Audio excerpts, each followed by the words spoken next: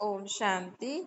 आज मीठे मीठे श्री बाबा ब्रह्मा के तन द्वारा कहते हैं, मीठे मीठे बच्चे, बाबा हमें कहते हैं कि जीवन में सदा हमें परमात्मा से हमारी लग्न जुड़ी रहे, मतलब एक ही लग्न में सदा मग्न रहे। कोई भी परिस्थिति आ जाए, कोई भी बात हो जाए, लेकिन हमें एक की याद में सदा रहना है, एक के साथ सदा रहना है, उनसे कभी भी अपना संबंध तोड़ना नहीं। नहीं, कभी कोई बात आ जाती है ना, हलचल में आ जाते हैं तो लोग भगवान को पहले जल्दी अपनी बुद्धि में भूल जाते हैं, हलचल में आ जाते हैं, घबराहट में आ जाते हैं, अरे ये क्या हो गया, अब क्या करेंगे। तो बाबा कहते हैं कोई भी प्रकृति व परिस्थिति, कोई भी बात हमें बाबा से अलग न करे। गोया हम सदा ही निरंतर एक स्थिति में स्थित होकर बाबा से संबंध निभाएं। बाबा से हमारा संबंध सदा ही जुड़ा रहे। कभी भी ऐसे नहीं अरे बात ही ऐसे हो गई थी, बाबा को याद ही नहीं कर पाए, बाबा को ही भूल गए, भगवान को ही भूल गए। फिर सोचते हैं कि अरे पहले ये बात पूरी होने दो, फिर आराम से भगवान का नाम ले लेंगे। तो ये को होता है क्योंकि बात हावी कर लेती है ना, बात इतनी हैवी हो जाती है। तो बात हैवी हो जाती है तो कुछ करने का ही मन नहीं करता है। और लोगों ने फिर ऐसा नियम बना दिया है कि भाई भगवान को याद करना है तो नहा धो के साफ सुथरे कपड़े पहन के ही भगवान को याद करना है। अरे भगवान की जरूरत अभी है, अभी दुख में भगवान को याद करना है। तो देखो ये जो है ना, ये भी एक तरीके से हम भगवान से स्वयं को दूर कर लेते हैं। नहीं, समझो किसी ने नहाया नहीं है, धोया नहीं है, कहेंगे अरे जूठे हाथ हैं, जूठे मुंह हैं, ऐसे कपड़े हैं, ऐसी जगह से, इतनी जगह से, ऐसे में कैसे भगवान का नाम ले, कैसे भजन ले, कैसे क्या करे। लेकिन परमात्मा तो दुख हरता सुख करता है ना, परमात्मा तो दुख हरता सुख करता है। तो जरूरत तो उनकी दुख में होती है ना, और भगवान तो परम धाम में रहते हैं, और याद तो आत्मा को करने, शक्ति तो आत्मा को चाहिए, आत्मा तो शरीर से अलग है ना। एक ये भूल के कारण ही सारी परेशानियां हो जाती हैं जीवन में कि मैं आत्मा हूँ, मेरा बाप परमात्मा है। मुझ आत्मा को परमात्मा को याद करके शक्ति चाहिए।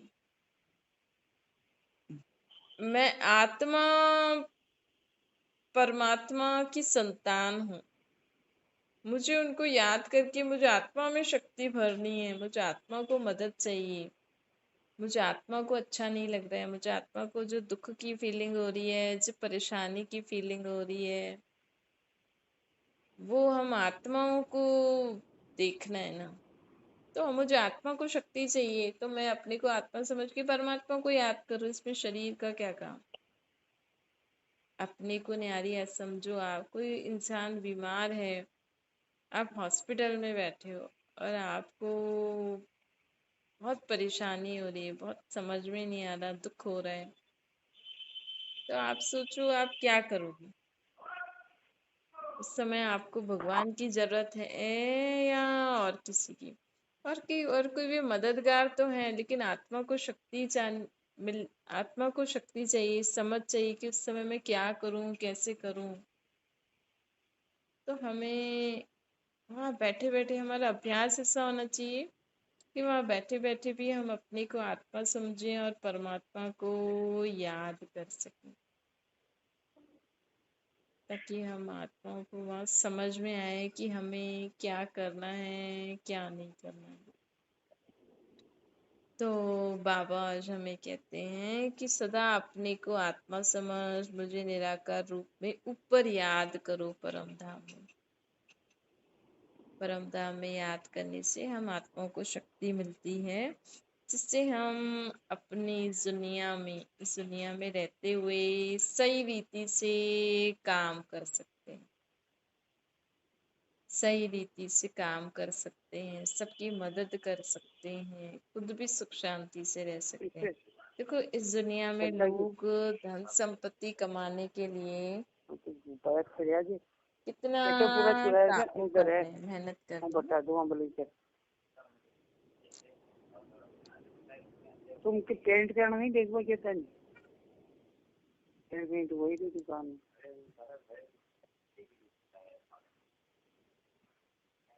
बाबा कहते हैं इस दुनिया में लोग धन संपत्ति कमाने के लिए कितनी मेहनत करते हैं ना, लेकिन असली खजाना कौन सा है? आत्मा का खजाना। असली खजाना होता है आत्मा का खजाना। अगर आत्मा में गुण शक्तियां ज्ञान न हो, अगर आत्मा में गुण शक्तियां और ज्ञान न हो, तो आत्मा के पास सब कुछ होते हुए भी, आपके पास अच्छा घर, संपत्ति, अच्छे संबंध, शरीर होते हुए भी आप उनसे सुख नहीं ले पा रहे। आज दुनिया में यही तो है ना, एक लो तो फिर चोरी करी लोग धन कमाने के पीछे पड़ गए, सोच रहे हैं हम अच्छा धन कमाएं, अच्छी चीजें लें, अच्छे अच्छे कपड़े पहने, अच्छी चीजें खाएं, लेकिन आत्मा में वो उससे सुख लेने का गुण नहीं है, सदा शांत रहने का गुण नहीं है, संतुष्ट रहने का गुण नहीं है। मतलब देखो जिसमें शांति का गुण होता है ना, वो कैसे भी समय में, कैसी भी परिस्थिति में शांत रह लेगा। जिसमें संतुष्टता का गुण होता है ना, उसके पास जो भी होगा ना, वो उससे इसमें संतुष्ट होगा। उसको ये नहीं कि मुझे ये भी चाहिए, ये भी चाहिए, ये भी चाहिए तो मैं संतुष्ट हूँ, नहीं, वो जिसमें उसको अच्छा लगेगा वो उसमें संतुष्ट होगी। तो बाबा हमें कहते हैं कि आपको जीवन में सदा संतुष्ट, खुश, सुख, शांति रहने के लिए, सदा जीवन में पवित्र रहने के लिए ये गुण हमारे अंदर आत्मा में होने चाहिए। ये गुण कैसे आएंगे? परमात्मा को याद करने से। जैसे लोग आजकल धन कमाने के पीछे पड़ गए ना, अब आप परमात्मा को याद करके स्वयं में ये धन भरने का प्रयत्न करो। इसको कहते हैं आत्मा का धन। आत्मा का धन। आत्मा का धन कौन सा होता है? ज्ञान, गुण, शक्तियां। ये हमें परमात्मा के सिवाय और कोई नहीं देता है। देखो भगवान से लोग मांगते हैं हमें सुख दो, शांति दो, शक्ति दो, हमें समझ दो, हे भगवान इसको सद्बुद्धि दो। कहते हैं ना, इसको बुद्धि दो, समझ दो। अर्थात भगवान हमारी बुद्धि का ताला खोल के हमें समझदार बनाने के लिए हमें ज्ञान देते हैं। फिर जो उस ज्ञान को अच्छी रीति से समझ के जीवन में धारण करके चलता है, तो वो उसकी बुद्धि का ताला खुलता जाता है। और जो आत्मा परमात्मा के ज्ञान को समझती ही नहीं है, सुनती ही नहीं है, परमात्मा को याद ही नहीं करती है, तो उस उसकी बुद्धि का ताला खुलता नहीं है। तभी तो कहते हैं ना कि जब भगवान बुद्धि बांट रहे थे तो आप सो रहे थे क्या? ऐसा क्यों बोलते हैं? क्योंकि भगवान इस कलयुग के अंत और सत्य के आदि के बीच में आके हमें ज्ञान देते हैं। अगर हम इस ज्ञान को सुनेंगे, समझेंगे, जीवन में धारण करके चलेंगे ना, तो हमारी बुद्धि खुलती जाती है, हमारी समझ आती जाती है। हम जितना परमात्मा को याद करेंगे ना, अपने को आत्मा समझ के परमात्मा को निराकार रूप में याद करेंगे, तो हमारी बुद्धि की समझ बढ़ती जाती है। हमारी बुद्धि में आजकल जो लोग एकदम मुंझे हुए ना, जीवन में हम क्या करें क्या नहीं करें, लोगों को समझ में ही नहीं आ रहा है। आप देखो, जी दुनिया में जो भी पढ़ाई हो रही है स्कूल में, जो भी बच्चे पढ़ रहे हैं ना, जो बच्चे उनसे संतुष्ट हैं, ना माँ बाप हैं, ना स्कूल वाले, सभी परेशान हैं। ऐसी पढ़ाई किस काम की, जो बच्चों को बोझ लगे, जिससे बच्चे डरे, जिससे बच्चों का जीवन ही खराब हो रहा है। आज छोटे छोटे बच्चों को नर्सरी, LKG, HKG में बच्चों की अब पढ़ाई देखो कितनी बड़ी है, ऐसे लग रहा है जैसे तो 5th स्टैंडर्ड में पढ़ते हैं। तो बच्चों को बचपन से ऐसे पढ़ाई पढ़ाते हैं तो उनका दिल हट जाता है, उनका मन हट जाता है, फिर वो आगे पढ़ नहीं पढ़ते। एक बार अगर उनका मन हट गया तो वापस उनको लगाना मुश्किल हो जाता है। भाई एक बार बच्चे के कम मार्क्स आए, वो सोचेगा अरे मेरे से तो नहीं हो रहा, आने दो, फिर वो वैसे ही रहते हैं। फिर कई बच्चों को अगर माँ बाप ऐसे बोलते रहे पढ़ता नहीं, डफर है, ये ऐसा है वैसा है, टीचर भी बोले, तो बच्चा फिर वैसे ही अपने आप को लेता रहता है, फिर वैसे ही बनता है, बोलता है मैं तो वही ऐसे रे, क्या करना, पढ़ाई वढ़ाई करती। तो पढ़ाई ऐसे पढ़ाओ जिससे बच्चे को इंटरेस्ट आए, बोझ ना लगे। इतना कंपटीशन, इतना कहाँ जाना है हमें, चांद पे तो घर बना नहीं सकते, ये तो टाइम वेस्ट, एनर्जी वेस्ट है ना। समझदार व्यक्ति तो यही बोलेगा कि 5 तत्वों से बना हुआ शरीर चांद पे कैसे सरवाइव कर सकेगा। आप कितना भी कर लो, कितने भी पैसे खर्च कर लो, मेन है हम आत्माएं सृष्टि पर आई हैं सुख शांति खुशी से जीने। आप इसी सृष्टि पर ही अच्छे अच्छे काम करो। ऐसा कोई, ऐसी पढ़ाई बनाते ही क्यों हो, ऐसा काम करते ही क्यों हो जिससे प्रकृति को नुकसान पहुंचता है। आज देखो लोग तो सोच रहे हैं हाँ भाई अच्छा पढ़ लिख के अच्छा डॉक्टर बनेगा, इंजीनियर बनेगा, साइंटिस्ट बनेगा, चांद तक जाऊंगा, ये करूंगा वो करूंगा, लेकिन इससे प्रकृति को कितना नुकसान पहुंच रहा है। हम ये गाड़ी बनाएंगे, ये करेंगे वो करेंगे, आप प्रकृति को अच्छा बनाने के लिए कौन सी पढ़ाई पढ़ रहे हो। एक बच्चा पढ़ाई पढ़ के आए, स्कूल से आए, तो वो जीवन उसको बहुत खुशी हो, उसको लगे कि हाँ आज मैं सीख के आया। ये ऐसी पढ़ाई पढ़ाओ ना भाई बच्चों को स्कूल में, बोझ वाली पढ़ाई क्यों पढ़ा रहे हो। घर में आप, पता नहीं लोग शादी कर रहे हैं, बच्चे पैदा कर रहे हैं, आपने शादी करी तो आप ऐसा जीवन जियो ना भाई, आप खुश रहो। आप घर में बहू ले आए, जो भी किया, बेटे की शादी कराई, बेटी की शादी कराई, बच्चों को पैदा कर रहे हो, तो हमारा मोटिव जीवन में, हमारा उद्देश्य होना चाहिए कि हम शादी करें, बच्चे हाँ पैदा आ जाओ आ करें, जाओ। बच्चों को स्कूल में भेजें, पढ़ाई आदि करें, तो हमारे और सर्व के जीवन में सुख शांति हो।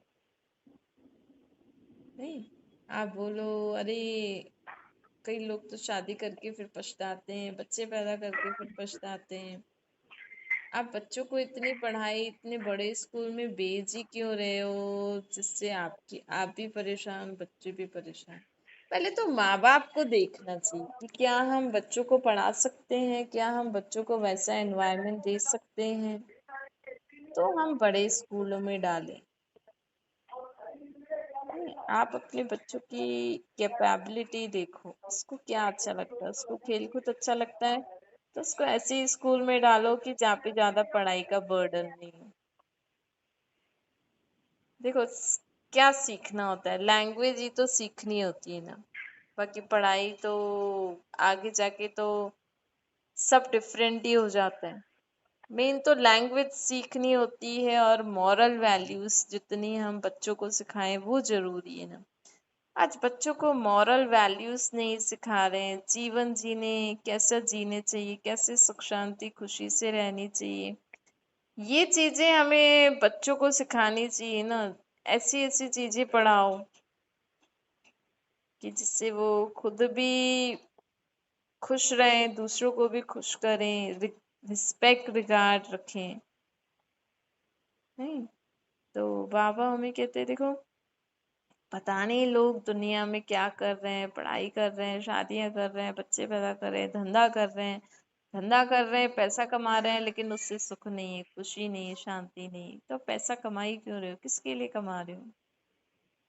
नहीं, इतनी मेहनत कर रहे हैं लोग, लेकिन फिर भी जो पैसा कमा रहे हैं, जो चीजें ले आ रहे हैं ना, वो उनका सुख खुद भी नहीं ले पा रहे और उनके घर वाले भी नहीं ले पा रहे। तो हमें समझना चाहिए कि गड़बड़ी है हमारी आत्मा में ही, गुण नहीं है। अगर आत्मा में अच्छे गुण होते हैं ना, तो वो उसके पास जीवन में जो कुछ भी होता है ना, वो अपने खुद से और सर्व से सुख शांति खुशी का अनुभव करती है, संतुष्ट रहती है जीवन में। आज बच्चों को ये पढ़ाओ जीवन में हमें संतुष्ट कैसे रहना चाहिए, जीवन में हमें खुश कैसे रहना चाहिए, सदा शांत कैसे रहना चाहिए, प्रेम से सबसे व्यवहार कैसे करना चाहिए, अपने शरीर को हेल्दी रखने के लिए क्या करना चाहिए। अच्छे भले बच्चे पढ़ पढ़ के आगे बढ़ रहे हैं, 20 साल की 24 साल की उम्र में हार्ट अटैक आ रहे हैं लोगों को, कैंसर, किडनियां, आजकल किडनियों की बीमारी तो कितनी हो गई है, बीपी, शुगर। इतना बोझ वाली पढ़ाई पढ़ा रहे हैं, लेकिन ये समझ नहीं दे रहे कि अपने शरीर को हेल्दी रखने के लिए हमें ये खाना चाहिए, ऐसा करना चाहिए, एक्सरसाइज करनी चाहिए।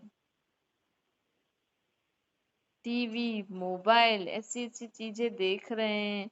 आजकल बड़े बड़े लोग, छोटे लोग तो क्या, बड़े बड़े लोग भी थोड़ी सी बात को ज्यादा सोच रहे हैं ना, तो उनके माइंड पे प्रेशर पड़ रहा है।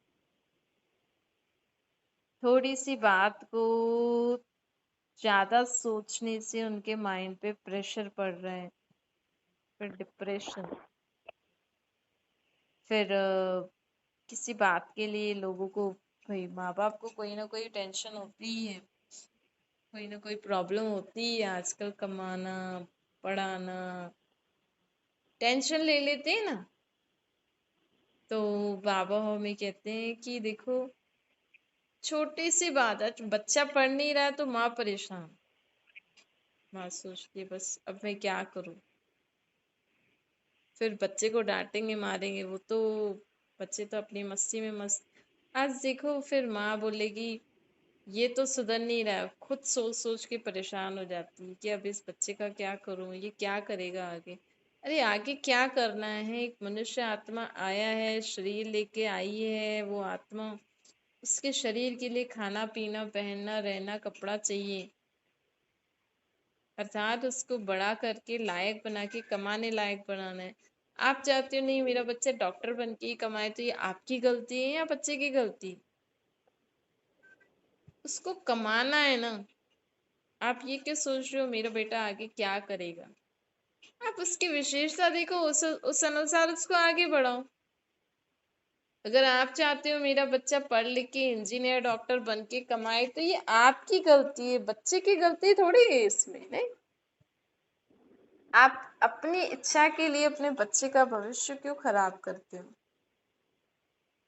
तो बाबा आज हमें कहते हैं कि सदा जीवन में ये याद रखो कि हमें खुद को आत्मा समझ के परमात्मा को याद करना है, और परमात्मा से सर्व गुण, सर्व शक्तियां, सर्व समझ स्वयं में धारण करनी है, और औरों को भी देना है। और जितना है ना, सबसे संतुष्ट रहो, सर्व की विशेषताओं को देखकर उनसे संबंध में आओ, तो आपके घर में सुख शांति होगी। आप देखो आपके जीवन में सुख शांति, देखो माँ चाहती है मेरा बच्चा ऐसा बने, बाप चाहता है मेरा बच्चा ऐसा बने, और बीच में बच्चा कितना फंसता है ना। आज सास बोल रही है बहू ऐसा करे, पति बोल रहा है बहू मेरी पत्नी ऐसा करे, और पत्नी की इच्छाएं कुछ और है। तो सारी परेशानियों की जड़ क्या हो गई?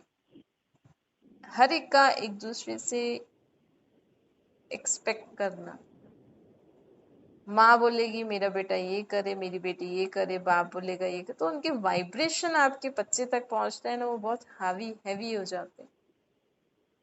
फिर एक घर अगर जॉइंट फैमिली होती है ना, और एक बच्चा, उसकी दादी उसको कुछ और बोलेगी, दादा कुछ और बोलेगा, चाचा चाची भैया दीदी, हर अलग अलग इंसान बंद उस आत्मा से अलग अलग एक्सपेक्ट करेंगे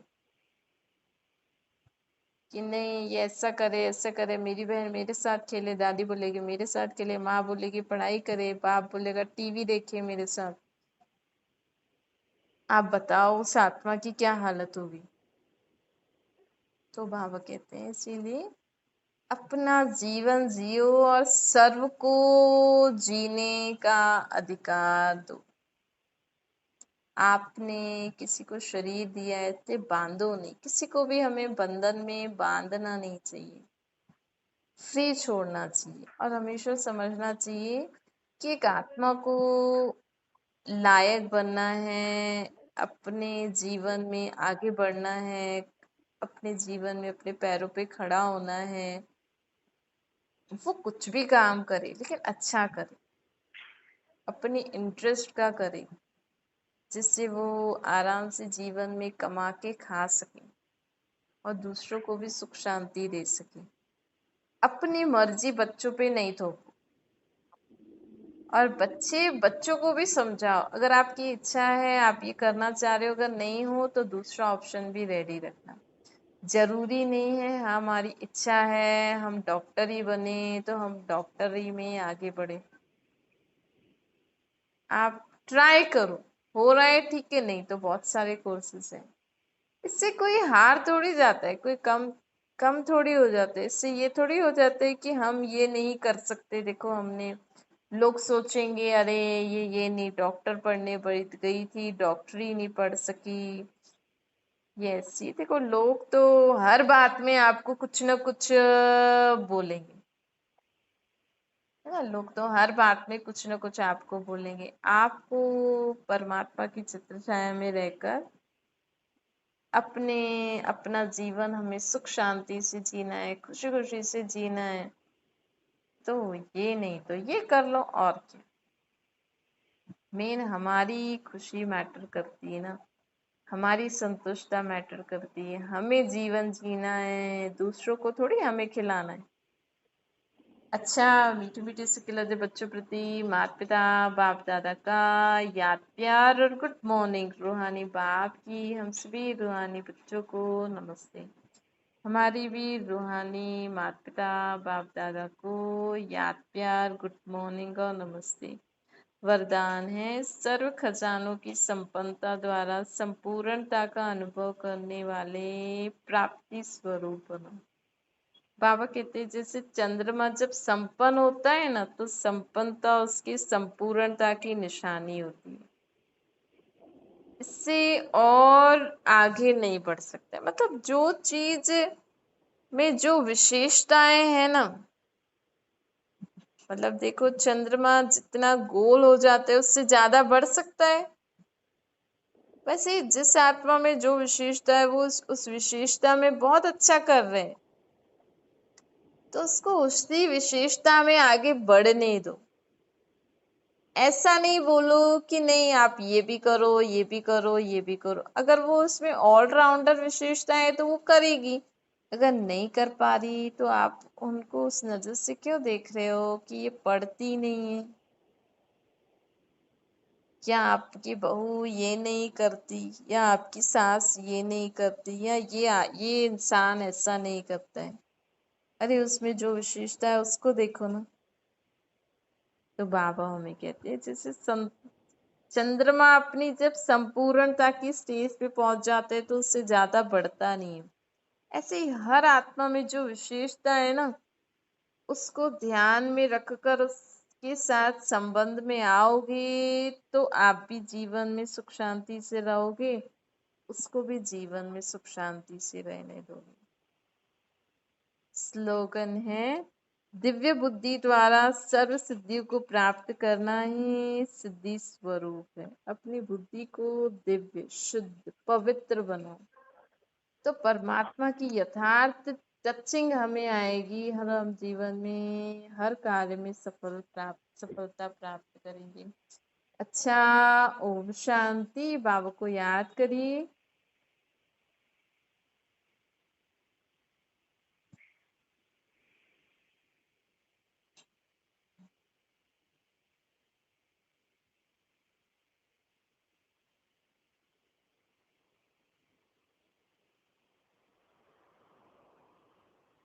वरदान लिख लीजिए।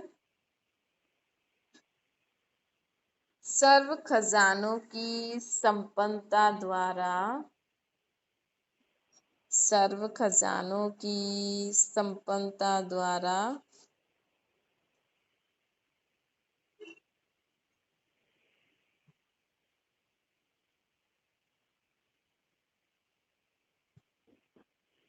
संपूर्णता का अनुभव करने वाली, सर्व खजानों की संपन्नता द्वारा संपूर्णता का अनुभव करने वाले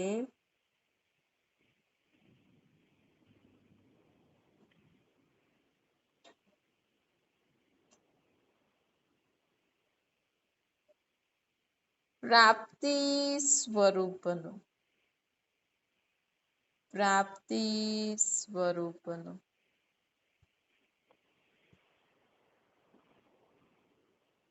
सर्व खजानों की संपन्नता द्वारा संपूर्णता का अनुभव करने वाले प्राप्ति स्वरूप बनो।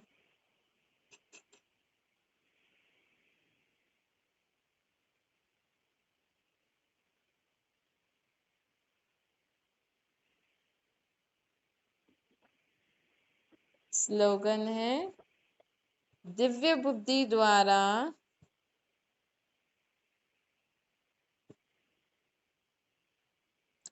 दिव्य बुद्धि द्वारा सर्व सिद्धियों को प्राप्त करना है। दिव्य बुद्धि द्वारा सर्व सिद्धियों को प्राप्त करना है।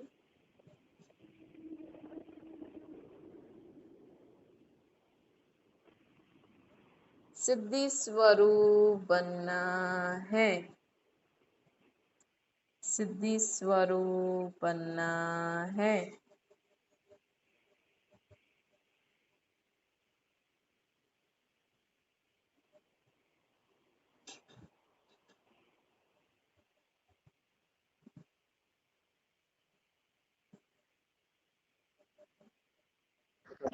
रिपीट कर रही है। लिख रहे दोनों। मैं स्लोगन रिपीट कर लीजिए। हाँ, क्या बोल रहे शिवेन? स्लोगन रिपीट कर दीजिए। दिव्य बुद्धि द्वारा। अच्छा, एक मिनट, जिसने लिख लिया सबको ओम शांति। हाँ, दिव्य बुद्धि द्वारा सर्व सिद्धियों को प्राप्त करना है।